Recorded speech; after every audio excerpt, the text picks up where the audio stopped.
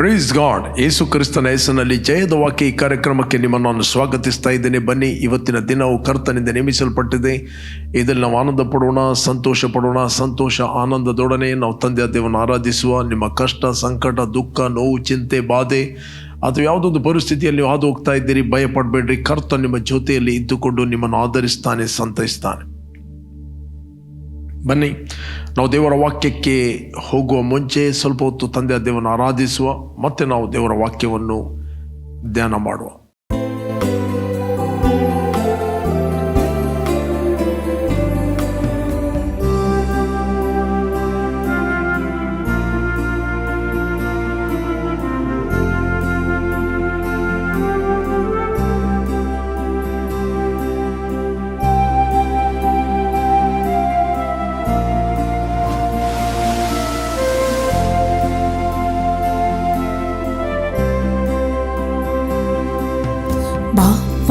So aparmit mo muchi jini badli lo Bapa so aparmit mo maka surga dilo Bapa so aparmit mo Mokaru shikailo Bapa soa permit mo Maka sudbondilo Angara ten Bapa tuji kupa susna kaba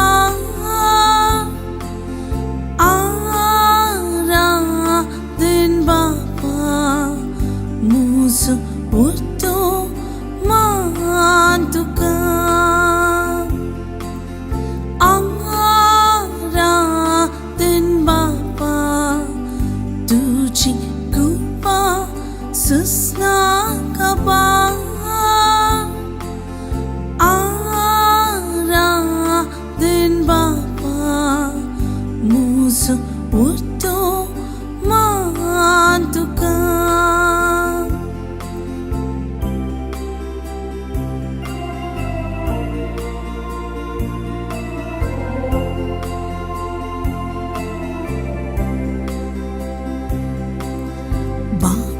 So permit mo kalza santos dilo Bapa so permit mo samadanan selilo Bapa so permit mo Zanwain selilo Bapa soa permit mo Jnana selilo Angara ten Bapa tuji kupa susna kaba Ara den Bapa musu urto mantuka Ara den Bapa tuji kupa susna kaba Ara den Bapa musu urto mantuka musu urto mantuka musu urto mantuka. ಪ್ರಿಯರು, ಇವತ್ತು ನಾವು ಧ್ಯಾನಕ್ಕೆ ತೆಗೆದುಕೊಂಡಂತಹ ದೇವರ ವಾಕ್ಯದ ಭಾಗ ಅಪೊಸ್ತಲ ಪೌಲನು ಕೊರಿಂಥರಿಗೆ ಬರೆದ ಪತ್ರಿಕೆ 2ನೇ ಪತ್ರಿಕೆ 5ನೇ ಅಧ್ಯಾಯ 17ನೇ ವಚನ. 2 Corinthians 5:17 ಈ ವಚನ ನಮ್ಮ ಎಲ್ಲರಿಗೂ ಹೆಚ್ಚಾಗಿ ಗೊತ್ತಿರುವ ವಚನ. ನಾನಿದನ್ನು ಓದ್ತೇನೆ, ಅನೇಕ ಸರ್ತಿ ನೀವು ಕೇಳಿದ್ದೀರಿ. ಹೀಗಿರಲಾಗಿ ಯಾವನದು ಕ್ರಿಸ್ತನಲ್ಲಿದ್ದರೆ ಅವನು ನೂತನ ಸೃಷ್ಟಿಯಾದನು, ಈಗ ಪೂರ್ವ ಸ್ಥಿತಿ ಹೋಗಿ ಎಲ್ಲ ನೂತನವಾಯಿತು. 2 Corinthians 5:17 ಇಲ್ಲಿ ಸತ್ಯವೇದ ಹೇಳ್ತದೆ, ಹೀಗಿರಲಾಗಿ ಯಾವನಾದರೂ ಕ್ರಿಸ್ತನಲ್ಲಿ ಇದ್ದರೆ ಅವನು ನೂತನ ಸೃಷ್ಟಿಯಾದನು, ಈಗೋ ಪೂರ್ವ ಸ್ಥಿತಿ ಹೋಯಿತು, ಎಲ್ಲವೂ ನೂತನವಾಯಿತು. ಇಲ್ಲಿ ಅಪೊಸ್ತಲ ಪೌಲ್ ಇಲ್ಲಿ ಬರೀತಾನೆ, ಹೀಗಿರಲಾಗಿ ಯಾವನಾದರೂ ಯಾವುದೊಂದು ಡಿನಾಮಿನೇಷನ್ನಲ್ಲಿದ್ದರೆ ಅಥವಾ ಯಾವುದೊಂದು ಚರ್ಚಲ್ಲಿದ್ದರೆ ಅಥವಾ ಯಾವುದೊಂದು ಕ್ರೈಸ್ತ ಕುಟುಂಬದಲ್ಲಿದ್ದರೆ, ಕ್ರೈಸ್ತ ಮನೆತನದಲ್ಲಿದ್ದರೆ ಅಥವಾ ಯಾವನಾದರೂ ಎಲ್ಲಿಯಾದರೂ ಇದ್ದರೆ ಅವನು ಹೊಸ ಸೃಷ್ಟಿ ಅಂತ ಹೇಳುವುದಿಲ್ಲ. ಯಾವನಾದರೂ ಕ್ರಿಸ್ತನಲ್ಲಿ ಇದ್ದರೆ ಅವನು ನೂತನ ಸೃಷ್ಟಿಯಾದನು.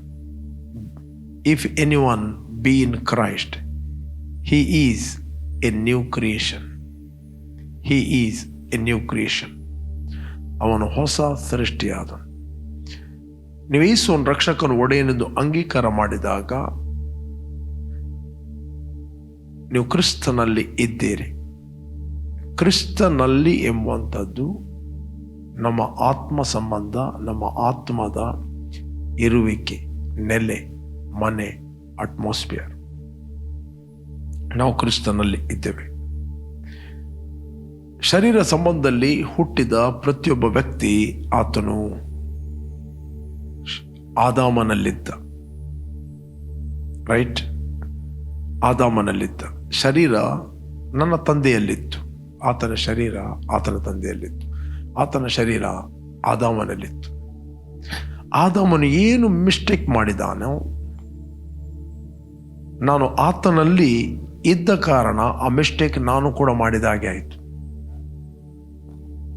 ಓಕೆ, ಆತನು ಮಿಸ್ಟೇಕ್ ಮಾಡುವಾಗ, ಆತನು ಹಣ್ಣನ್ನು ತಿನ್ನುವಾಗ, ಆ ಅವಿಧೇಯನಾಗುವಾಗ ನಾನು ಕೂಡ ಆತನಲ್ಲಿ ಇದ್ದೆ. ನಾನು ಕೂಡ ಆತನಲ್ಲಿ ಇದ್ದುಕೊಂಡು ನಾನು ಕೂಡ ಮಾಡಿದ ಹಾಗೆ ಆಯಿತು. This are spiritual things. ಇಲ್ಲಿ ನಾವು ನೋಡ್ತೇವೆ, ಅಬ್ರಹಾಮನು ಮೆಲ್ಕಿಸದ ಯಾಜಕನಿಗೆ ದಶಮಾಂಶವನ್ನು ಕೊಡ್ತಾನೆ. ಇಲ್ಲಿ ನಾವು ಓದಿದೆ, ನಮಗೆ ಸಿಗ್ತದೆ, ನಿಮಗೋಸ್ಕರ ನಾವು ಓದ್ತೇನೆ. I read for you. ಇಬ್ರಿಯರಿಗೆ ಬರೆದ 7ನೇ ಅಧ್ಯಾಯ 9ನೇ ವಚನ. Hebrews 7:9. ಇದು ಮಾತ್ರವಲ್ಲದೆ ದಶಮ ಭಾಗಗಳನ್ನು ತಕ್ಕೊಳ್ಳುವ ಲೇವಿಯು ಕೂಡ ಅಬ್ರಹಾಮನ ಮೂಲಕ ದಶಮ ಭಾಗಗಳನ್ನು ಕೊಟ್ಟ ಹಾಗಾಯಿತೆಂದು ಹೇಳಬಹುದು. ಹೇಗೆಂದರೆ ಮೆಲ್ಕಿಜೆದೆಕನು ಲೇವಿಯ ಮೂಲ ಪುರುಷನನ್ನು ಎದುರುಗೊಂಡಾಗ ಲೇವಿಯು ತತ್ವರೂಪವಾಗಿ ಇವನ ಒಳಗೆ ಇದ್ದನು. ಲೇವಿ ಯಾರು? ಲೇವಿ ಯಾಕೋಬನ ಮಗ. ಯಾಕೋಬ ಯಾರು? ಇಸಾಕನ ಮಗ. ಇಸಾಕೆ ಯಾರು? ಅಬ್ರಹಾಮನ ಮಗ. ಇಲ್ಲಿ ನಾವು ನೋಡ್ತೇವೆ,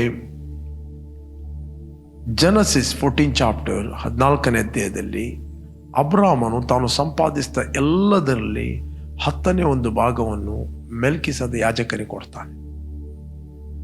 ಆಗ ಈಸಾಕನು ಹುಟ್ಟಲಿಲ್ಲ. ಈಸಾಕನು ತತ್ವರೂಪವಾಗಿ ಅಬ್ರಹಾಮನ ಒಳಗಿದ್ದನು. ಈಸಾಕನ ಒಳಗೆ ಯಾಕೋಬನಿದ್ದನು. ಯಾಕೋಬನ ಒಳಗೆ ಲೇವಿ ಇದ್ದನು. ಮೆಲ್ಕಿಸದ ಯಾಜಕನು ಲೇವಿಯ ಮೂಲಪುರುಷ ಯಾರು? Abraham.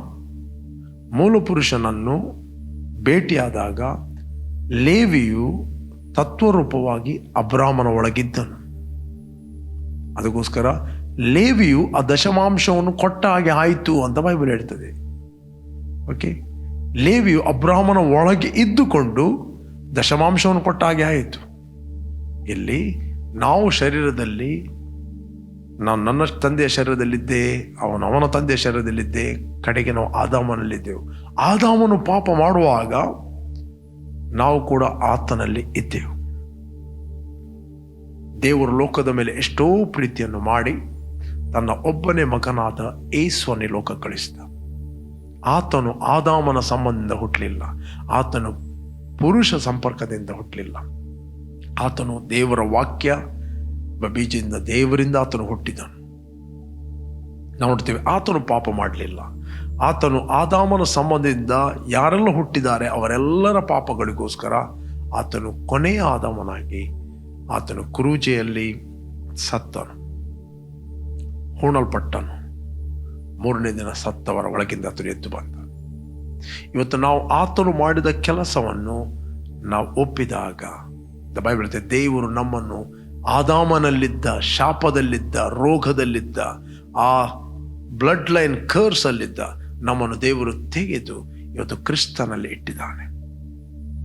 V are in Christ. ಯಾವುದೋ ಕ್ರಿಸ್ತನಲ್ಲಿ ಇದ್ದರೆ ಅವನು ಹೊಸ ಸೃಷ್ಟಿ ಆಗ್ತಾನೆ.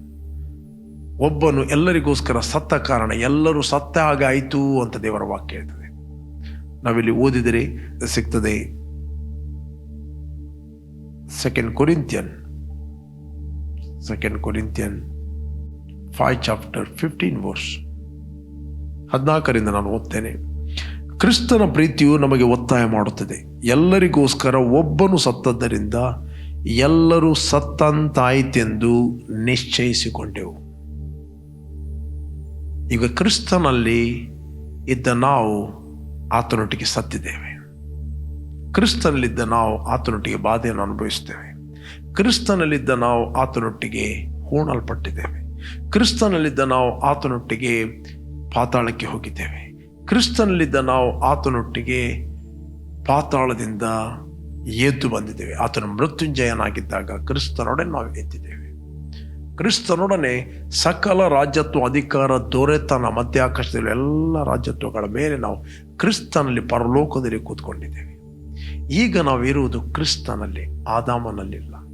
ಆದಾಮನಿಂದ ಸಂಬಂಧಪಟ್ಟ ಯಾವುದೇ ಶಾಪ, ಯಾವುದೇ ಬ್ಲಡ್ ಲೈನ್ ಕರ್ಸ್, ಯಾವುದೇ ಒಂದು ರೀತಿಯ ವ್ಯಾಧಿಗಳು ನಮ್ಮನ್ನು ಆಳಲಾಗುವುದಿಲ್ಲ. ಸ್ಟಿಲ್ ಯಾಕೆ ಆಳ್ತಾ ಇದೆ ಅಂತ ಹೇಳಿದ್ರೆ ಅಜ್ಞಾನ. No knowledge about who we are in Christ. ಕ್ರಿಸ್ತನಲ್ಲಿ ನಾವು ಏನು ಎಂಬ ಬೆಳಕಿಲ್ಲದ ಕಾರಣ ಸ್ಟಿಲ್ ಕತ್ತಲೆ ಡೊಮಿನೇಟ್ ಮಾಡ್ತಾ ಇದೆ. ಅನೇಕರಲ್ಲಿ ಬ್ಲಡ್ ಲೈನ್ ಕರ್ಸ್ಗಳು ಡೊಮಿನೇಟ್ ಮಾಡ್ತವೆ. ಯಾಕೆ? No knowledge, no light. ಎಲ್ಲಿ ಬೆಳಕಿಲ್ಲ ಅಲ್ಲಿ ಕತ್ತಲೆ ಆವರಿಸ್ತದೆ. ಕತ್ತಲೆ ರಿಪ್ರೆಸೆಂಟ್ ಮಾಡ್ತದೆ ಡಿಮನ್ಸ್, ಬೆಳಕು ರಿಪ್ರೆಸೆಂಟ್ ಮಾಡ್ತದೆ ದೇವರು. ಪ್ರಕಟವಾಗಿರುವುದೆಲ್ಲ ಬೆಳಕಿಗೆ ಸಂಬಂಧಪಟ್ಟದ್ದು. ಥ್ಯಾಂಕ್ ಗಾಡ್, ಇವತ್ತು ನಮಗೆ ಕ್ರಿಸ್ತನಲ್ಲಿ ಪ್ರಕಟವಾಗಿದೆ. ಯಾರಾದರೂ ಕ್ರಿಸ್ತನಲ್ಲಿದ್ದರೆ ಅವನು ನೂತನ ಸೃಷ್ಟಿಯಾಗಿದ್ದಾನೆ. ಬೈಬಲ್ ಹೇಳಿದಿಲ್ಲ ಅವಳು ಅಂತ. ಆತ್ಮದಲ್ಲಿ ಅವಳು ಎಂಬವಳಿಲ್ಲ, ಆತ್ಮದಲ್ಲಿ ಜೆಂಡರ್ ಇಲ್ಲ, ಆತ್ಮದಲ್ಲಿ ಲಿಂಗಭೇದ ಇಲ್ಲ. ಆತ್ಮದಲ್ಲಿ ನಾವೆಲ್ಲರೂ ಒಂದೇ ಆಗಿದ್ದೇವೆ. ನಿಮ್ಮ ಶರೀರ ಡಿಫ್ರೆಂಟ್ ಇರಬಹುದು. ಗಂಡು ಶರೀರ, ಹೆಣ್ಣು ಶರೀರ, ಸಪುರ ಶರೀರ, ದಪ್ಪ ಶರೀರ, ಡಿಫ್ರೆಂಟ್ ಶರೀರಗಳಿರ್ಬೋದು. ಈಗ ನಾವು ಆದಾಮನಲ್ಲಿಲ್ಲ, ನಾವೀಗ ಕ್ರಿಸ್ತನಲ್ಲಿದ್ದೇವೆ. ದೇವರು ನಮ್ಮನ್ನು ಕ್ರಿಸ್ತನಲ್ಲಿ ಇಟ್ಟಿದ್ದಾನೆ. ಪ್ರಿಯರೇ, ಈ ಸತ್ಯಾಂಶಗಳನ್ನು ನಾವು ಮೆಡಿಟೇಟ್ ಮಾಡಿದಾಗ ನಾವು ಇದ್ದ ಹಾಗೆ ಇರುವುದಿಲ್ಲ. ನಾವು ಕ್ರಿಸ್ತನ್ ಎಲ್ಲಿದ್ದಾನೆ? ಪರಲೋಕದಲ್ಲಿದ್ದಾನೆ. ಎಲ್ಲಿದ್ದಾನೆ? ಸಕಲ ರಾಜ್ಯತ್ವ, ಅಧಿಕಾರ, ದೊರೆತನಗಳ ಮೇಲೆ ಆತನಿದ್ದಾನೆ. No demon can touch you, no witchcraft can touch you, because you are in Christ. Without your permission, no curse can touch you. Without your permission, no sickness can touch you. Without your permission, no demons can touch you. Because you are in authority. ನಿಮಗೆ ಅಧಿಕಾರ ಕೊಡಲ್ಪಟ್ಟಿದೆ. ಇವತ್ತು ಕ್ರಿಸ್ತನಲ್ಲಿ ನಾವು ಯಾರು? ನಮ್ಮ ಅಧಿಕಾರವನ್ನು ನಾವು ಉಪಯೋಗಿಸಬೇಕು. ನಂಬಿಕೆ ಮತ್ತು ಅಧಿಕಾರ. ನಾಳೆ ನಾವು ಪರಲೋಕಕ್ಕೆ ಹೋದಾಗ ದೇವರೇ, ನನಗೆ ಯಾಕೆ ಕಷ್ಟಗಳು ಬಂದವು, ಯಾಕೆ ಸಮಸ್ಯೆಗಳು ಬಂದವು? ಅದಕ್ಕೆ ದೇವರು ಹೇಳ್ತೆ, ಅದು ನನ್ನ ಪ್ರಾಬ್ಲಮ್ ಅಲ್ಲ, ಅದು ನಿನ್ನ ಪ್ರಾಬ್ಲಮ್, ನನ್ನ ಪ್ರಾಬ್ಲಮ್ ಅಲ್ಲ. ನಾನು ನಿನಗೆ ಮಗನಾಗಿ ಸ್ವೀಕಾರ ಮಾಡಿದ್ದೇನೆ, ನನ್ನ ಪವಿತ್ರಾತ್ಮನ ಕೊಟ್ಟಿದ್ದೇನೆ, ನಂಬಿಕೆಯನ್ನು ಕೊಟ್ಟಿದ್ದೇನೆ, ಅಧಿಕಾರವನ್ನು ಕೊಟ್ಟಿದ್ದೇನೆ. ಅದನ್ನು ನೀನು ಯೂಸ್ ಮಾಡಬೇಕಿತ್ತು. ನನ್ನ ಮಗಳಿಗೆ ಎಲ್ಲಿ ಟ್ರಿಪ್ಪಿಗೆ ಹೋಗುವಾಗ ಅಥವಾ ಎಲ್ಲಿ ಹೋಗುವಾಗ ಸ್ವಲ್ಪ ಹಣ ಕೊಟ್ಟು ಕಳಿಸ್ತೇನೆ. ಮಗಳಿಗೆ ಹೋಗು, ಮಧ್ಯಾಹ್ನ ಊಟ ಮಾಡು, ಸ್ವಲ್ಪ ಜ್ಯೂಸ್ ಕುಡಿ ಅಂತ ಹೇಳ್ತೇನೆ. ನನ್ನ ಮಗಳು ಬಂದು ಹೇಳ್ತಾಳೆ, ಡ್ಯಾಡಿ, ಇಡೀ ದಿನ ನಾನು ಹೊಟ್ಟೆಗೆ ತಿನ್ನಲಿಲ್ಲ, ಇಡೀ ದಿನ ನಾನು ಜ್ಯೂಸ್ ಏನು ಕುಡಿಲಿಲ್ಲ, ನಾನು ಬಾಯಾರಿಕೆಯಲ್ಲಿದ್ದೆ. ಯಾಕೆ ಡ್ಯಾಡಿ ಹೀಗೆ ಮಾಡಿದ್ದೀರಿ ನನಗೆ? ನಾನೇನು ಹೇಳ್ತೇನೆ, ಮಗಳೇ ನಾನು ನಿನಗೆ ಹಣ ಕೊಟ್ಟಿದ್ದೆ, ಬೇಕಾದರೆ ತೆಗೆದುಕೊಂಡು ಊಟ ಮಾಡ್ಬೋದಿತ್ತು, ಹೋಟೆಲಿಗೆ ಹೋಗಿ ಬೇಕಾದ್ರೆ ಜ್ಯೂಸ್ ಕುಡಿಬೋದಿತ್ತು. ನಿನ್ನ ಹಣವನ್ನು ನೀನು ಯೂಸ್ ಮಾಡಲಿಲ್ಲ. ಅದು ನಿನ್ನ ಮಿಸ್ಟೇಕ್, ನನ್ನ ಮಿಸ್ಟೇಕ್ ಅಲ್ಲ. ಪರಲೋಕಕ್ಕೆ ಹೋಗುವಾಗ ನೀವು ದೇವರ ಹತ್ರ ಅನೇಕರು ಕೇಳ್ಬೋದು, ದೇವರು ಯಾಕೆ ನನ್ನ ಜೀವಿತದಲ್ಲಿ ಇಷ್ಟು ಕಷ್ಟಗಳು, ಯಾಕೆ ಸಮಸ್ಯೆಗಳು, ಯಾಕೆ ಪೇನ್ಗಳು, ಯಾಕೆ ಹರ್ಟ್ಗಳು ಅಂತ ಹೇಳ್ತಿರುವಾಗ ದೇವರು ಹೇಳ್ತಾನೆ, ಮಗನೇ, ಕ್ರಿಸ್ತನಲ್ಲಿ ನಾನು ನಿನಗೆ ಅಧಿಕಾರ ಕೊಟ್ಟಿದ್ದೆ, ನಂಬಿಕೆಯನ್ನು ಕೊಟ್ಟಿದ್ದೆ, ವಾಕ್ಯವನ್ನು ಕೊಟ್ಟಿದ್ದೆ, ಬಟ್ ಸೋಮಾರಿಯಾಗಿ ಅದನ್ನು ನೀನು ಯೂಸ್ ಮಾಡಲಿಲ್ಲ. ಅದಕ್ಕೋಸ್ಕರ ನೀನು ಸಮಸ್ಯೆಯಲ್ಲಿದ್ದಿ, ಅದಕ್ಕೋಸ್ಕರ ನೀನು ಡ್ರೈ ಆಗಿದ್ದಿ, ಅದಕ್ಕೋಸ್ಕರ ನೀನು ಸಂಕಟದಲ್ಲಿದ್ದಿ. ರೈಟ್? ಪ್ರಕಟ ಆಗುವಾಗ ಲೇಟ್ ಆಗ್ತದೆ. ಒಂದೇ ಒಂದು ಲೈಫ್ ಇರೋದು. ಇಲ್ಲಿ ನೀವು ಪ್ರಕಟಣೆಯನ್ನು ಹೊಂದಿಕೊಂಡು ದೇವರ ಸನ್ನಿಧಾನದಲ್ಲಿ ಕೂತ್ಕೊಂಡು ಪ್ರಕಟಣೆ ಆದರೆ ಲೈಫನ್ನು ಎಂಜಾಯ್ ಮಾಡ್ತೀರಿ ಕ್ರಿಸ್ತನಲ್ಲಿ.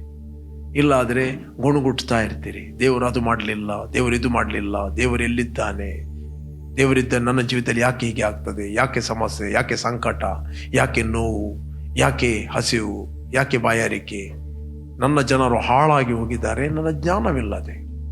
ಪ್ರೇರೆ, ಕ್ರಿಸ್ತನಲ್ಲಿ ನಾವು ಹೊಸ ಸೃಷ್ಟಿಯಾಗಿದ್ದೇವೆ.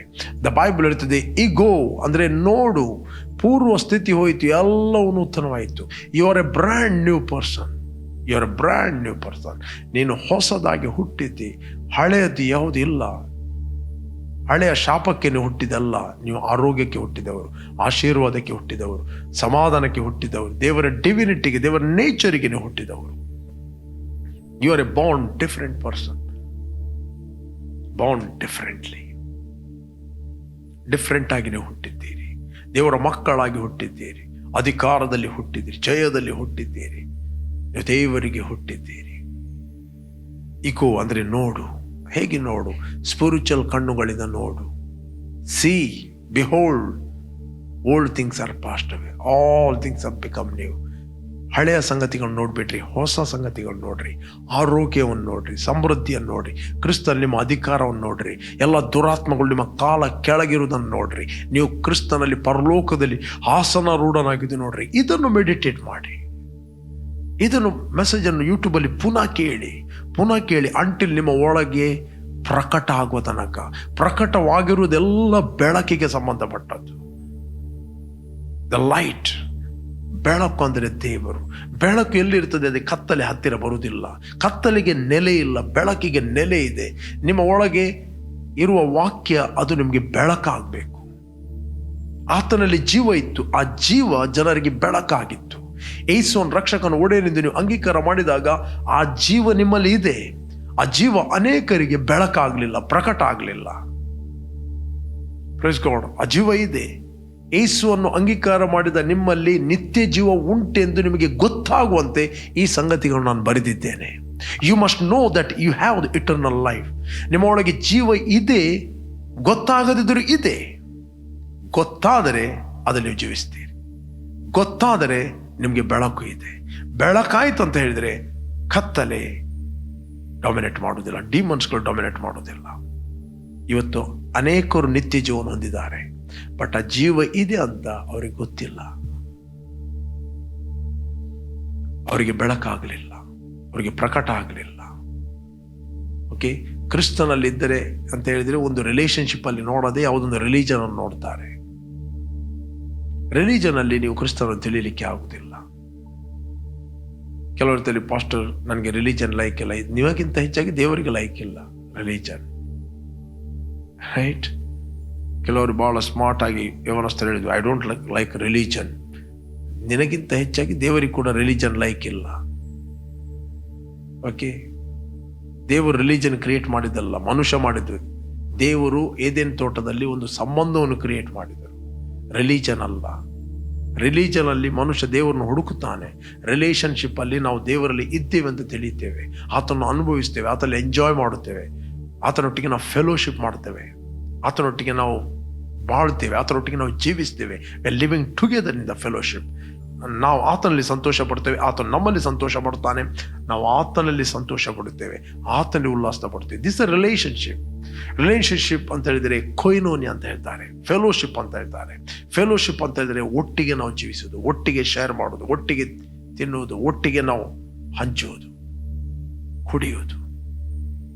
That's called fellowship, koinonia. Participate, partaker of his divine nature, divine authority, divine favor, divine ability, divine ಸಾಮರ್ಥ್ಯ, ದೈವಿಕ ಸಾಮರ್ಥ್ಯ. This is called fellowship. ಇವತ್ತು ಜನರು ಫೆಲೋಶಿಪ್ ಅನ್ನು ತಿಳಿಯುವ ಬದಲು ಅವರು ರಿಲಿಜನ್ ಅನ್ನು ತಿಳಿಲಿಕ್ಕೆ ಹೋಗ್ತಾರೆ. ಸಭೆಗೆ ಬಂದರು, ಸುಮ್ಮನೆ ನಿಂತರು, ಹೋದರು. ನೋ, ಸಭೆಗೆ ಹೋಗುವಂಥದ್ದು ನೀವು ದೇವರ ವಾಕ್ಯದ ಜ್ಞಾನವನ್ನು ಕಲಿಯಲಿಕ್ಕೆ, ಅದರಲ್ಲಿ ಬೆಳೆಯಲಿಕ್ಕೆ. ಅನಾಯಿಂಟಿಂಗ್ ನಿಮ್ಮನ್ನು ಪ್ರೊಡಕ್ಟಿವ್ ಮತ್ತು ಫ್ರೂಟ್ಫುಲ್ ಆಗಿ ಮಾಡುತ್ತದೆ. ಅದರಿಂದ ಪ್ರಿಯರೇ, ಎವ್ರಿ ಡೇ ಎದ್ದು ಹೇಳ್ರಿ, ನಾನು ಕ್ರಿಸ್ತನಲ್ಲಿದ್ದೇನೆ, ಕ್ರಿಸ್ತನಲ್ಲಿರುವ ನಾನು ಹೊಸ ಸೃಷ್ಟಿಯಾಗಿದ್ದೀನಿ. ಈಗೋ ಪೂರ್ವ ಸ್ಥಿತಿ ಐತಿ, ಈಗೋ ನಾನು ನೋಡ್ತೇನೆ ಎಲ್ಲ ಹೊಸ ಸಂಗತಿಗಳನ್ನು, ಎಲ್ಲವೂ ನೂತನವಾಯಿತು. ಇದು ದೇವರಿಂದ ಆದ ಕೆಲಸ, ಇದು ನನ್ನ ಕೆಲಸ ಅಲ್ಲ. ನಾನು ನನ್ನನ್ನು ಮಾಡಿದ್ದಲ್ಲ ಹೊಸ ಸೃಷ್ಟಿ, ದೇವರು ನನ್ನನ್ನು ಮಾಡಿದ್ದು. ನನ್ನ ಹೊಸ ಸೃಷ್ಟಿ ಮಾಡುವಂಥದ್ದು ಯಾವುದೇ ಪಾಸ್ಟರ್ ಐಡಿಯಾ ಅಲ್ಲ, ಡಿನಾಮಿನೇಷನ್ ಐಡಿಯಾ ಅಲ್ಲ, ರಿಲಿಜನ್ ಐಡಿಯಾ ಅಲ್ಲ, ಮನುಷ್ಯನ ಐಡಿಯಾ ಅಲ್ಲ, ನನ್ನ ಸ್ವಂತ ಐಡಿಯಾ ಅಲ್ಲ.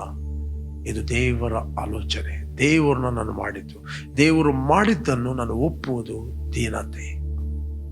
Praise God. ದೇವರು ಏನು ನನ್ನನ್ನು ಮಾಡಿದ್ದಾನೋ ಅದನ್ನು ಒಪ್ಪುವುದು ದೀನತೆ. ದೇವರು ನನ್ನನ್ನು ಮಾಡಿದ್ದಾನೆ, ನನ್ನನ್ನು ನಾನು ಮಾಡಲಿಕ್ಕೆ ಆಗಲಿಲ್ಲ, ನನ್ನನ್ನು ನಾನು ಬದಲಾಯಿಸಲಿಕ್ಕೆ ಆಗಲಿಲ್ಲ. ನಾವು ಕೇವಲ ನಂಬಿದೆವು ಆತನು ಮಾಡಿದ ಕೆಲಸವನ್ನು. ದೇವರೆಲ್ಲವನ್ನು ನಮ್ಮ ಅಕೌಂಟಿಗೆ ಹಾಕಿಬಿಟ್ಟಿದ್ದಾನೆ. ಆದಾಮನು ಏನು ಮಾಡಿದ್ದ ಅದೆಲ್ಲ ನಮ್ಮ ಅಕೌಂಟಲ್ಲಿ ಇತ್ತು.